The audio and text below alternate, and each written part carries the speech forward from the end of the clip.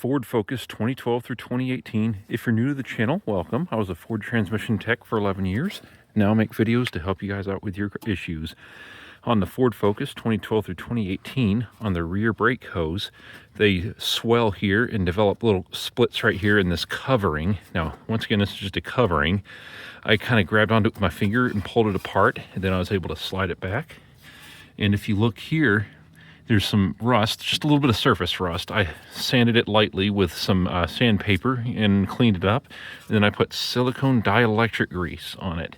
Yeah, it's really important to use silicones because you don't want to use petroleum-based product and swell the brake hose or damage it.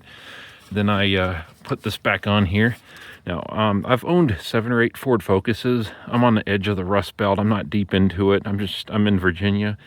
But they all get this issue where it just kind of looks swollen and split here on this protective cover, and then you slide it off and it's pretty rusty. So I highly recommend, regardless of what part of the country you live, to pop your rear wheels off. And if yours is split and stuff, where you can grab it, pull it apart a little and slide it back, inspect that.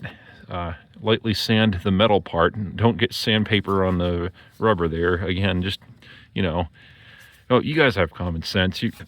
Yeah, this is what mine looks like on the right rear. And if you're a returning viewer to the channel, yeah, this is a new Ford Focus I just got. I traded my Mustang for it.